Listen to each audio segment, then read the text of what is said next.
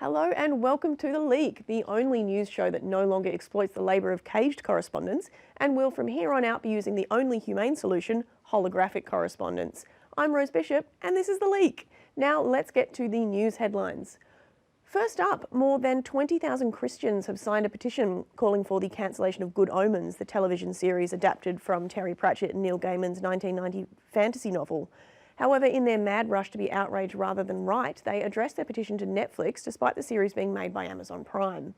After the petition was up for more than a day, Netflix asked, "Are you still protesting?" Controversial far-right-wing extremist figure, founder of the United Patriot Front and sack of ham who wished to be a real boy, Blair Cottrell, has recently had his bank account closed by one of the big four banks, Westpac. Cottrell claims they didn't provide him with a reason. Seemingly he'd forgotten he was using it to fundraise for an appeal of his conviction under Victoria's Racial and Religious Tolerance Act for participating in the mock Islamic beheading by the United Patriots Front in Bendigo in 2015, after he got booted from PayPal for the same reason. Weird how the memory seems to go when you get older.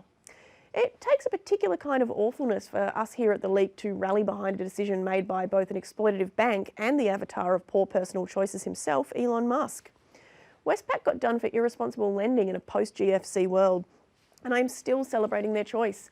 I mean, at least if there's a resurgence of the GFC, we all go down together, and in the new post-apocalyptic landscape, we can form a hunting cabal with the CEO of Westpac and hunt down the United Patriot Front.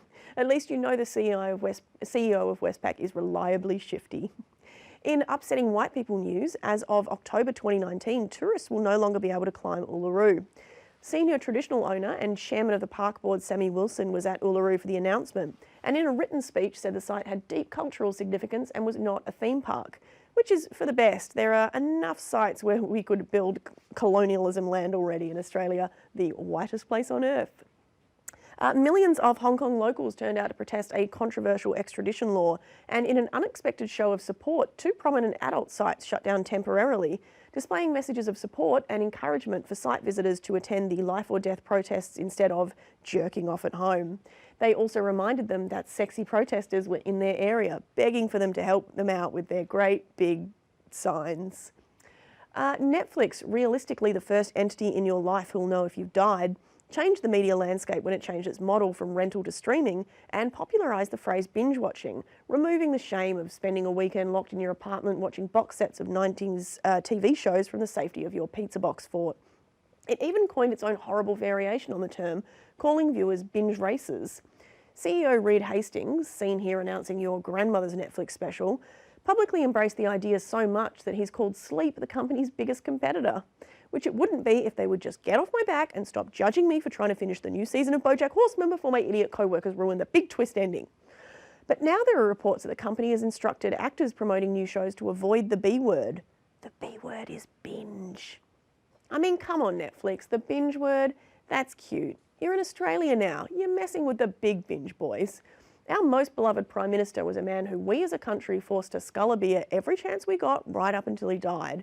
Then finally, when we as a country acknowledged that we maybe have a bit of a problem with binge culture and that it could take decades to fix it, then at the first sign that we might be improving, we shame the new generation for being wimps. If you want to hide binge culture from the masses, you're going to have to take it from our cold, dead culture. Binge wars! Somebody get me a shot glass, Reed Hastings, I am calling you out. Now in urine news, the results from the latest wastewater drug monitoring program report, which is really just bureaucratic jargon for going in the sewer and doing an essay about it, shows that the highest use of the drug ice is in New South Wales, while Victorians use more heroin than anywhere else. Typical, isn't it? Ice is the hot new drug, but Melbourne hipsters are just obsessed with vintage, with their record players and their upcycled furniture and their black tar heroin. But hey, it's a classic for a reason. A recent survey combining sexual preference and music taste revealed that 17% of those surveyed kept their AirPods in during sex. That is horrifying. But hey, that's Apple fans for you, isn't it? Never missing an opportunity to brag about their devices. It also makes me feel a bit better about my habit of calling a friend during sex to let them know how it's going. Maybe I'm not so rude after all. NASA have released this photo of a newly discovered 50-foot wide impact crater on Mars. Scientists say they're unsure exactly when the impact occurred, suggesting a period sometime in the last 3 years. I mean, look, I'm not an expert or even really an amateur, but maybe, just maybe, Mars has a bumhole. I mean, has anyone ever checked before? Let's check in on the face of Mars on this one. Yep, that looks like someone with a molten lava Mars bumhole to me. And I would know, I eat a lot of chili. NASA is relaxing its restrictions on commercial activities on the International Space Station as part of an effort to free up funding for other projects. I think we can all agree that wanky tech startup companies have gone about as far as they can go on Earth, so maybe it's time to chuck some ping pong tables and weird plastic furniture into the International Space Station and start severely underpaying some interns up there, except this time with impunity because there are no wage laws in space. Speaking of weird new industries, American influencer and director of brand partnerships at Gwyneth Paltrow's site Goop, Melissa Fuchs, was caught recently pre-selling brand partnerships for an elaborate surprise marriage proposal featuring jewellery, outfits and flash mobs. That's right, she was pre-selling ad space for an event that she wasn't supposed to know would be happening. The Instagram star, whose last name is Fuchs, I feel like I can't emphasise that enough, has come under fire for deceiving her fans who thought they were watching an intimate and spontaneous moment unfold. However, have we considered the possibility that this is a time travel situation? I mean, maybe much like the Terminator before her, Fuchs was sent back to warn us from the dark future that is Terminator Genesis, by which I mean a dystopian future where our overlord Terminator Gwyneth Paltrow has mandated smudge sticks and jade eggs for every citizen on pain of death. And finally, romance novelist Nicholas Sparks has apologised this week after a leaked email revealed that he tried to stop the formation of an LGBTQ club at the private Christian school he founded in North Carolina.